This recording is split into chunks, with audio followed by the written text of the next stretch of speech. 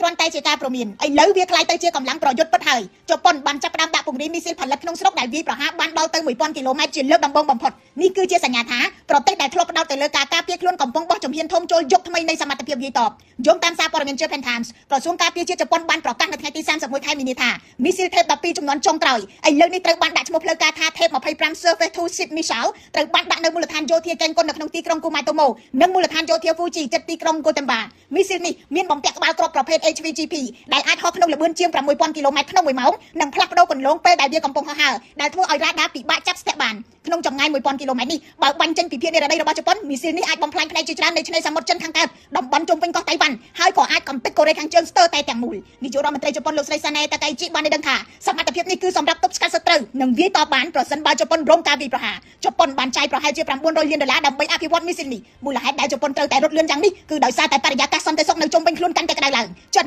កំពុងតែបង្កើនសកម្មភាពយោធាជុំវិញកោះនានារបស់ជប៉ុនជាពិសេសតំបន់ដែលនៅមិនឆ្ងាយពីតៃវ៉ាន់ខណៈដែលកូរ៉េខាងជើងក៏បន្តអភិវឌ្ឍមីស៊ីលនិងកម្មវិធីនុយក្លេអ៊ែរដោយមិនបន្ថយល្បឿននៅមុខសម្ពាធបែបនេះទីក្រុងតូក្យូបញ្ជាក់ថាសម័យដែលជប៉ុនគ្រាន់តែអង្គុយការពារខ្លួនរងចាំឲ្យគេមកវាយមុនលេងមានទៀតហើយខ្លាដេកជប៉ុនឈប់ដេកហើយអ្វីដែលធ្លាប់នៅលើក្រដាស់បានក្លាយទៅជាអាវុធនៅលើដីនិងអាចហោះនៅលើអាកាសនៅថ្ងៃណាមួយហើយអ្វីដែលធ្លាប់ជាគោលនយោបាយការពារខ្លួនបែបស្ងប់ស្ងាត់កំពុងបដូរទៅជាសមត្ថភាពវាយតបដែលអាចផ្លាស់ប្ដូរសមតុល្យអំណាចទាំងមូលនៅអាស៊ីខាងកើតខ្ញុំរស់សុធាពី News Today NTTV